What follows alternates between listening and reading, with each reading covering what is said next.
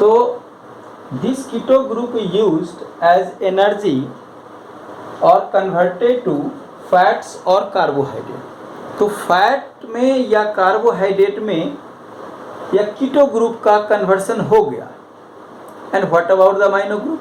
तो amino group का conversion different ammonia में, यूरिया में और यूरिक एसिड में होगा।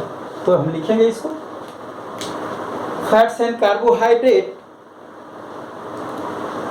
while the amino group converted into different forms, converted into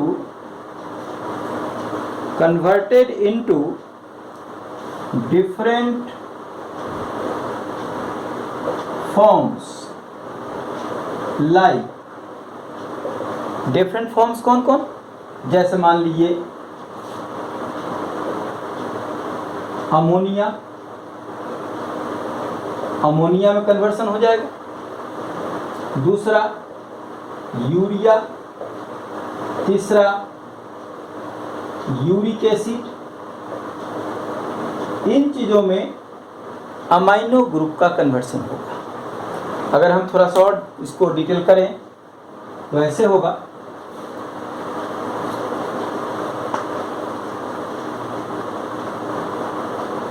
थोड़ा सा समझने की जरूरत है।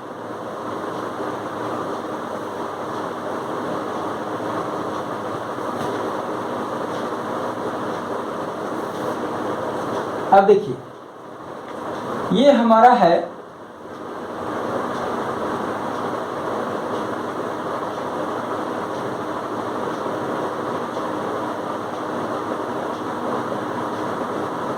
एमाइनो एसिड है, ये अमाइनो ग्रुप है और ये एसिडिक है। तो दिस इज अमाइनो एसिड, ये अमाइनो एसिड है। अब इस अमाइनो एसिड का हमने कहा कि ये टूटेगा। तो ये इस अमाइनो एसिड में से, ये अमाइनो एसिड हम इसको मान रहे हैं, दिस इज अमाइनो एसिड। तो इस अमाइनो एसिड का क्या हुआ? डी एमाइनेशन हुआ, डी एमाइनेशन हुआ। तो डीएमाइनेशन से क्या हुआ? दो चीज निकले। एक निकला हमारा अमाइनो ग्रुप और दूसरा निकला कीटो ग्रुप। ये हमारा कीटो ग्रुप है। तो जैसा कि हमने कहा कि this keto group is converted into again fats and carbohydrate और यूज्ड एज एनर्जी। ये कीटोन बॉडी के रूप में ये बना करके ये कीटोन ये यूज होता है, यूज्ड एज एनर्जी। एक तो ये एनर्जी के रूप में इस्तेमाल होगा या कन्वर्टेड इनटू फैट्स और कार्बोहाइड्रेट, इसके रूप में बन जाएगा। मुख्य जो बात है, हमारा जो एक्सक्रीटरी प्रोडक्ट बनते कैसे हैं उसके बारे में हम बात कर रहे थे। तो यह अमाइनो एसिड है ये। अब यही अमाइनो एसिड का कन्वर्सन हो जाएगा अमोनिया में, कि दिस इज द अमोनिया या अमोनियम आयन कहेंगे ऐसे, ठीक है। इसी में कन्वर्सन, तो पहला अमोनिया बन गया यहाँ, दूसरा बनेगा यूरिया और तीसरा बनेगा यूरिक एसिड, ठीक है ना। तो ये एक प्रोसेस है कि अमाइनो एसिड से ही नाइट्रोजिनस वेस्ट प्रोडक्ट बनते हैं, फैट से नहीं, कार्बोहाइड्रेट से नहीं। तो यह एक बात बिल्कुल दुरुस्त क्लियर हो गई कि जो प्रोटीन का मेटाबॉलिज्म होगा, प्रोटीन के मेटाबॉलिज्म मतलब अमाइनो एसिड का डीएमाइनेशन से, और उसका जो अमाइनो ग्रुप है उसी का कन्वर्सन अमोनिया में होता है, उसी का कन्वर्सन आगे देखते चलेंगे यूरिया में होता है, राइट। तो हम पहला देखते हैं इसका जो हमारा पहला प्रोडक्ट है, जो फर्स्ट प्रोडक्ट है हमारे प्रोटीन मेटाबॉलिज्म का, वो है अमोनिया। अमोनिया के बारे में आपको और बताएं कि बहुत ही टॉक्सिक मटेरियल है ये। अमोनिया इतना टॉक्सिक है कि यह टेरेस्ट्रियल एनिमल में पॉसिबल नहीं है कि यह किसी बॉडी में रिटेन हो जाए। तो इसलिए यह वैसे एनिमल में ज़्यादा पाए जाते हैं जिनके चारों तरफ सराउंडिंग में वाटर होते हैं, ताकि उसका डिफ्यूज़न होता रहे वाटर में और वो अमोनिया की जो टॉक्सिसिटी है उससे वह ऑर्गेनिज्म बचा रहे। तो इसलिए अब इसके बारे में और थोड़ी सी बात करते हैं कि अमोनिया जो है वो मोस्ट टॉक्सिक है। अमोनिया के बारे में थोड़ी सी और बात करते हैं कि कहाँ पाया जाता है। वह ऑर्गेनिज्म, वह एनिमल जिसमें अमोनिया एज एक्सक्रीटरी मटेरियल है उसको हम अमोनोटेलिक बोलते हैं। ठीक है, तो पहला पॉइंट लिखते हैं अमोनिया के बारे में कि ammonia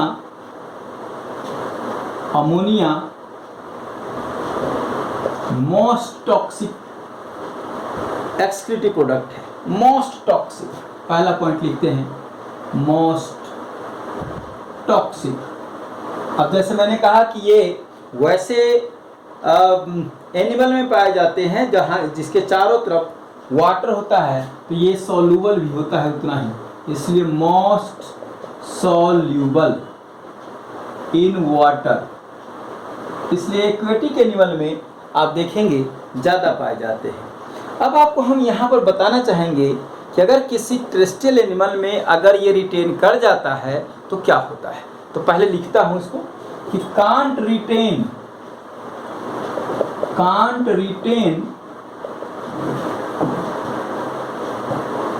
in the body of animal for a short time, even for a short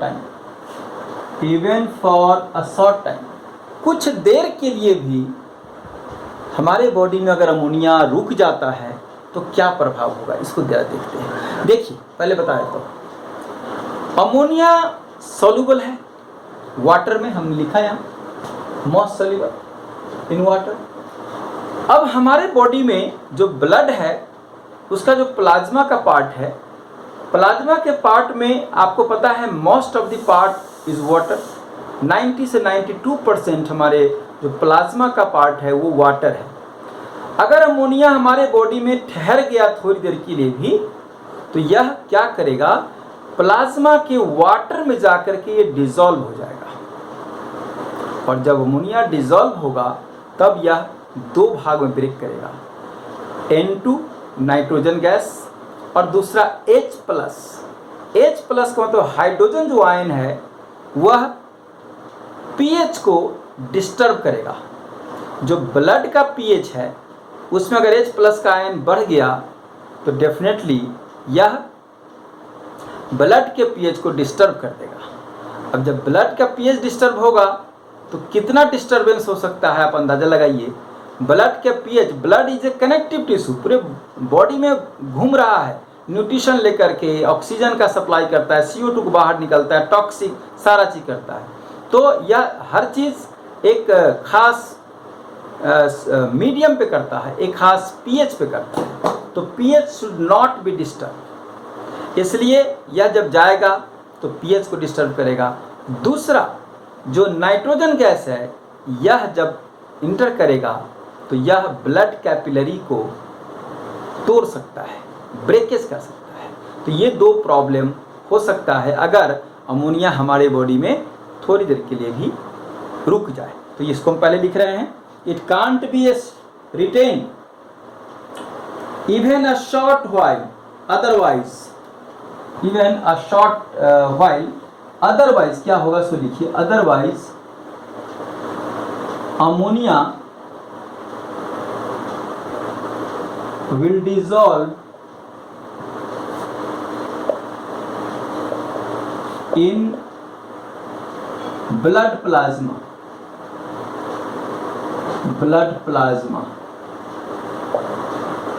and forms, क्या बनाएगा, forms H plus ion and nitrogen gas.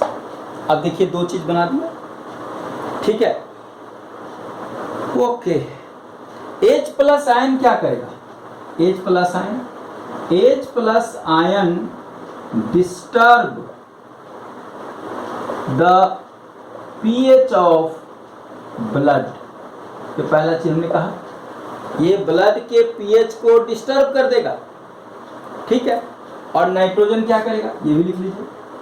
Nitrogen gas है ये, nitrogen forms bubble, bubbles, nitrogen forms bubbles, और यह bubble can cause breakage of capillary,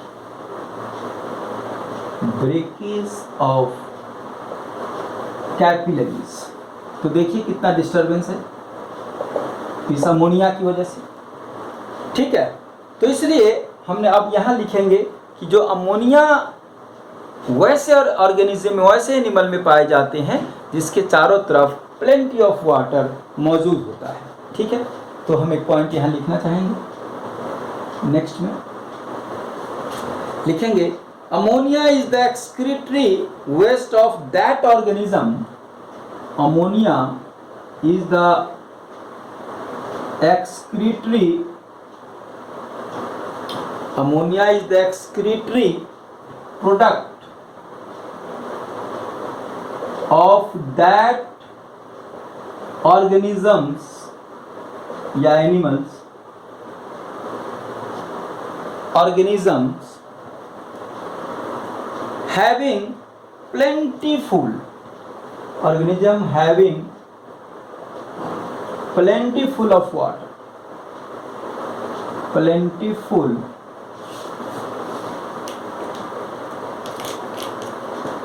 water with its surrounding,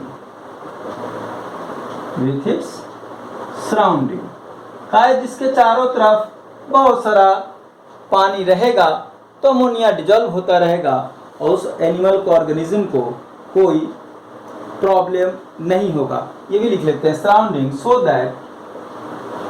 that ammonia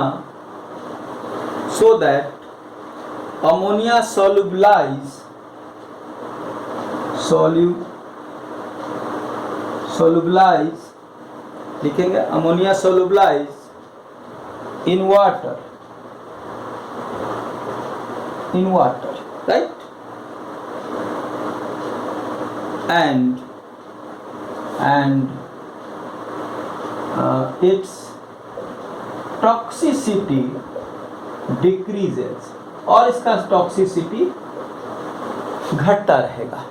तो यह एक basic बात हमने आपको कॉन्सेप्चुअल समझाया कि अमोनिया के ठहर जाने से ब्लड का पीएच डिस्टर्ब हो सकता है, ब्लड कैपिलरीज फट सकते हैं। इसलिए यह ऐसे ही एनिमल में पाए जाते हैं जिनके चारों तरफ पानी बहुत ज़्यादा हो, ताकि उसकी जो टॉक्सिसिटी है वो डिफ्यूज होता रहे और वो अपनी टॉक्सिसिटी को घटाकर एनिमल सर्वाइव कर सके। तो ये बात हुई अमोनिया के रिगार्डिंग में।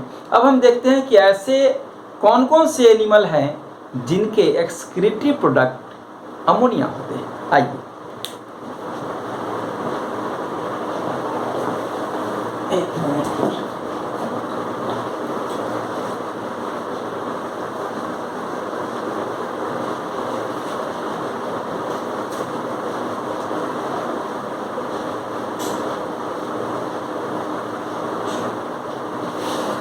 चलिए पहला तो यही दिमाग में आ रहा है कि वैसे एनिमल होंगे जो पानी में होगा, ठीक है।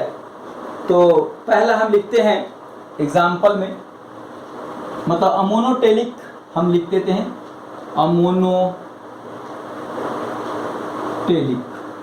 अमोनोटेलिक का मतलब होता है वह एनिमल जिसका एक्सक्रीटरी प्रोडक्ट अमोनिया होता है, ठीक है ना। मैं लिख देता हूँ organism which excretory product is ammonia, ammonia जिसका एक्सक्रीटरी प्रोडक्ट है उसका मोनोटेलिक बोलेंगे। अब हम ऐसे का एग्जाम्पल लिखते हैं मोनोटेलिक का। पहला नंबर पे बोनी फिश लिखते हैं, बोनी फिशेस। दूसरा प्रोटोजोआ से लेकर के इकाइनोडर्मिटा तक, phylum Protozoa to Echinodermata, Echinodermata तक जितने एनिमल हैं सबका एक्सक्रीटिव प्रोडक्ट अमोनिया है, एक्सेप्ट आर्थ्रोपोडा। यहाँ लिखेंगे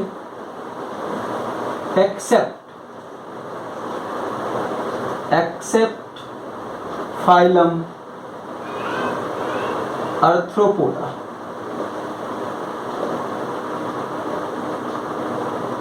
आर्थ्रोपोडा, ठीक है जी। आइए दो तीन और हैं, टेल्ड एम्फीबियंस, टेल्ड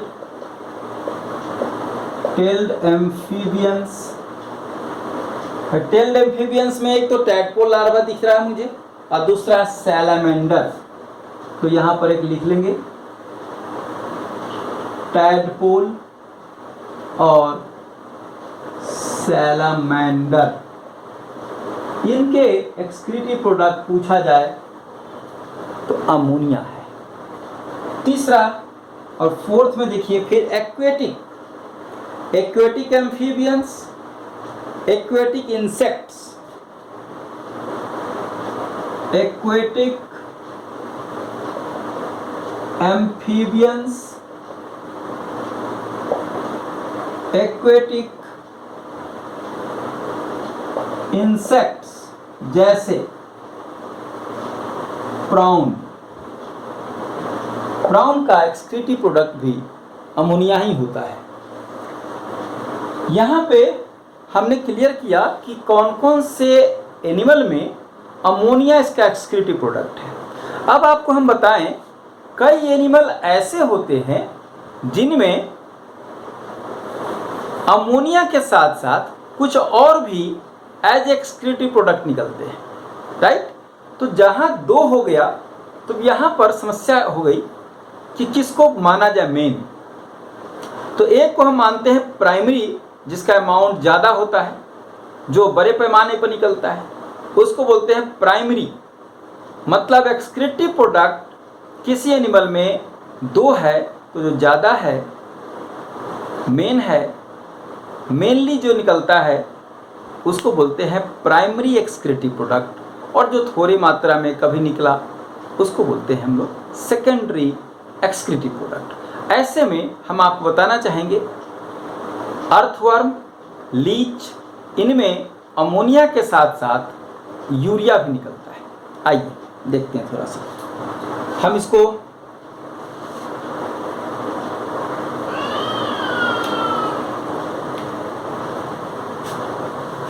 यही लिखते हैं, जगह है नोट करके लिखते हैं इसको, इस काम को नोट करके लिखते हैं, यहाँ नोट करके लिखते हैं। प्राइमरी जो है प्राइमरी एक्सक्रीटिव प्रोडक्ट वो है अमोनिया,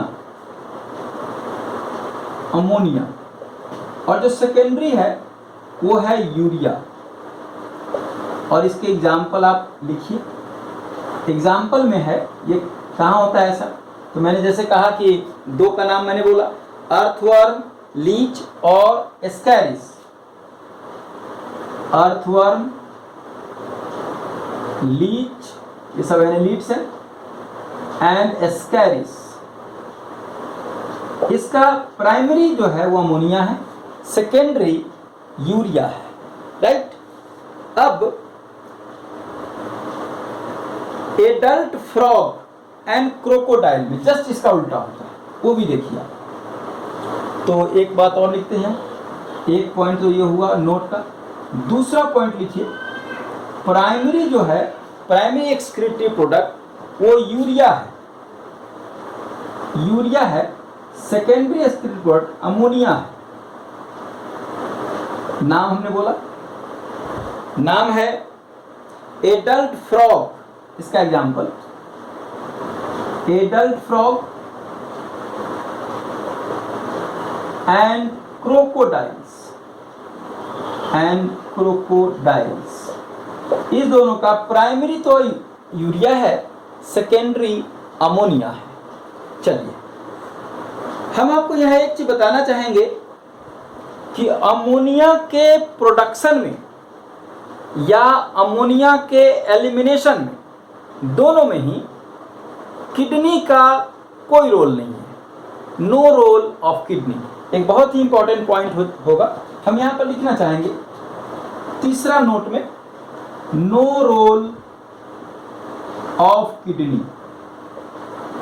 किडनी का यहाँ पर किसी प्रकार का कोई रोल नहीं दिख रहा। आइए अब हम चलते हैं हमारा जो सेकेंड एक्सक्रीटिव प्रोडक्ट है यूरिया के बारे में बात करते हैं। बहुत ही इंपॉर्टेंट है, उसके बारे में डिस्कस करते हैं। यूरिया एक क्रिस्टलाइन सब्सटेंस है। आप देखे होंगे फर्टिलाइजर्स में, फर्टिलाइजर्स के रूप में इस्तेमाल करते हैं इसका, खेतों में खाद के रूप में आप देखे होंगे। तो पहली बात यह इसका अगर हम बात करें तो सॉलिड है और क्रिस्टलाइन सॉलिड है ये।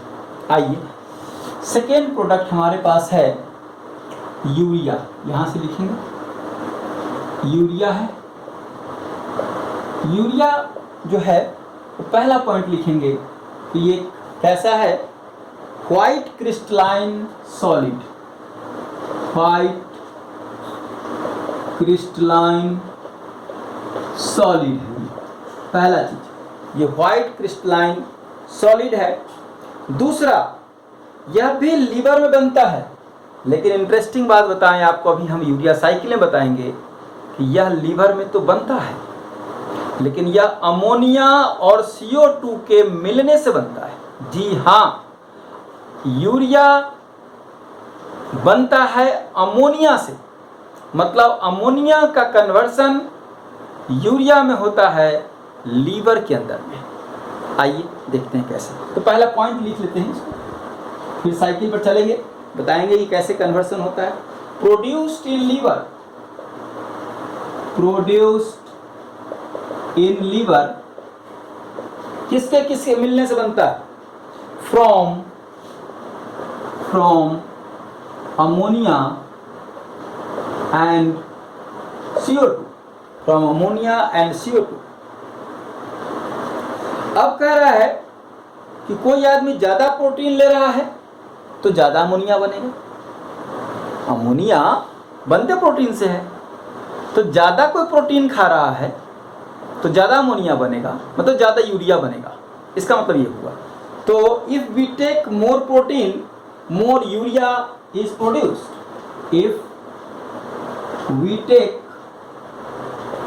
मोर प्रोटीन, और प्रोटीन का सोर्स आप सब जानते हैं, जितने भी आप देखेंगे दालें हैं, जितना चिकन मटन ये सब जितना भी देख रहे हैं, ये सब प्रोटीन का सोर्स है। More urea is produced, more urea is produced, मतलब जितना ज़्यादा आप नॉनवेज खाएंगे, जितने ज़्यादा दाल का खाएंगे, उसमें यूरिया ज़्यादा बनेगा, क्योंकि यूरिया अमोनिया से बनता है और अमोनिया प्रोटीन के मेटाबॉलिज्म से बनता है। तो आइए हम देखते हैं कि ब्लड में हमारे यूरिया का लेवल कितना होता है। नॉर्मल जो ब्लड यूरिया का लेवल है, नॉर्मल ब्लड यूरिया लेवल, ये आपको है 18 mg मिलीग्राम पर 100 ml ऑफ ब्लड।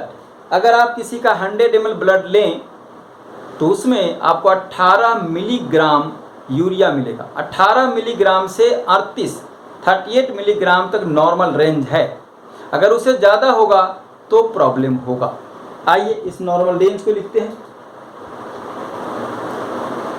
कितना है, 18 to 38 मिलीग्राम पर 100 ml ऑफ ब्लड। ये आप मेंशन कर लीजिए, ठीक है।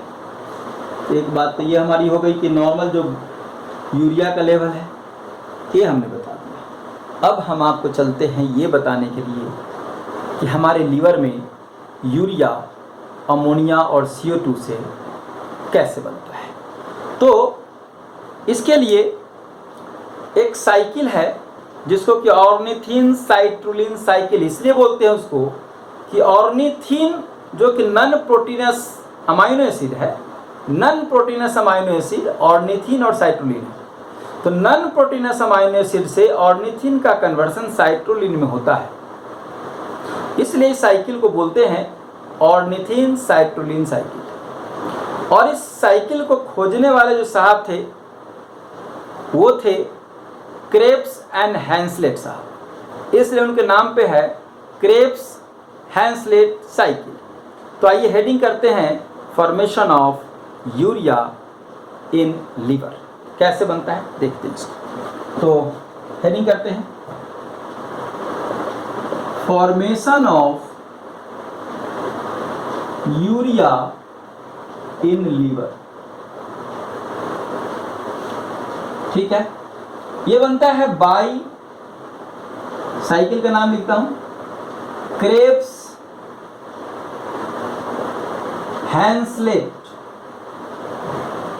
हैंसलेट साइकिल, और दूसरा नाम भी है इसका ऑर्निथीन साइट्रुलिन साइकिल। ये दो नाम है इस साइकिल का। ठीक है जी, ओके। अब इस जो साइकिल चलेगा इसके लिए कुछ रिक्वायरमेंट्स हैं, उसको भी मेंशन करेंगे। रिक्वायरमेंट्स क्या क्या रिक्वायरमेंट है इस साइकिल का। रिक्वायरमेंट्स नंबर 1 पे 2 मॉलिक्यूल्स ऑफ अमोनिया,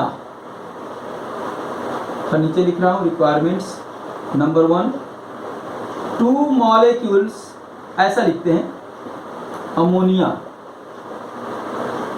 अमोनिया कितना चाहिए 2 मॉलिक्यूल्स।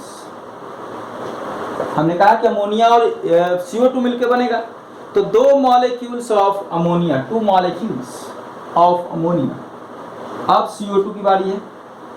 CO2 कितना चाहिए 1 मॉलिक्यूल्स,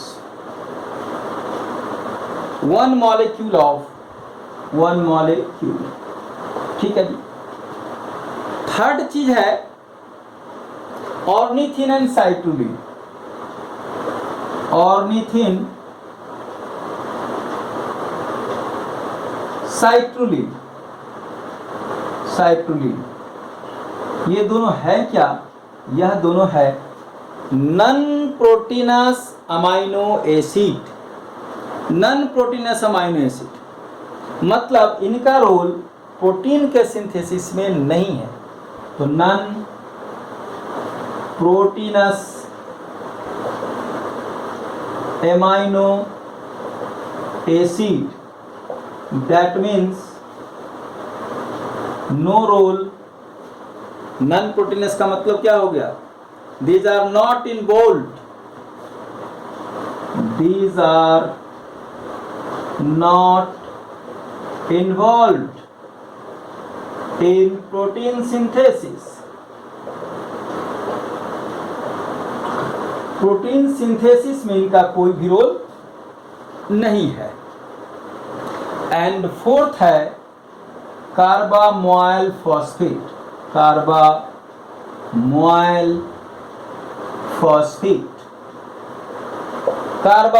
फॉस्फेट और हर प्रोसेस में एंजाइम्स तो होता ही होता है, तो इसका लास्ट पॉइंट लिखिए एंजाइम्स। अब हर स्टेप पे हम एंजाइम्स बताएंगे कि कौन कौन से एंजाइम्स हैं, राइट। तो एक बात आपने ये सीख ली, ठीक है जी, ओके। चलिए अब हम चलते हैं इसके साइकिल पे कि साइकिल इसका कैसे है और क्या क्या बनता है। सो जरा देखिए,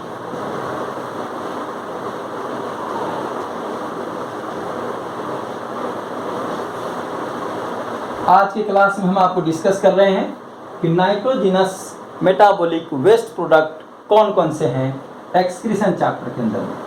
इसके बाद हम डिस्कस करेंगे एक्सक्रीटरी ऑर्गन कौन कौन से इन्वॉल्व हैं जिससे कि बॉडी के बाहर निकलेगा।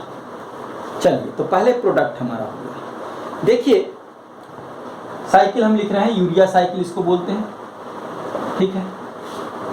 तो हेडिंग कर लेंगे यूरिया साइकिल। चलिए, ठीक है। मान लो कि अमाइनो एसिड है, कोई सा भी अमाइनो एसिड है, इतना सारा अमाइनो एसिड है, ये अमाइनो एसिड है। इस अमाइनो एसिड का हुआ डीएमाइनेशन, प्रोसेस का नाम है डीएमाइनेशन। मैं थोड़ा कलर भी चेंज करूंगा। अमाइनो एसिड है, सपोज करिए ग्लूटामेट, ग्लूटामिक एसिड था तो ग्लूटामेट है, ये बना, राइट। एक अमाइनो एसिड है, सपोज करिए ग्लूटामेट है। अब इसमें प्रोसेस में हम ले रहे हैं, इसको बोलते हैं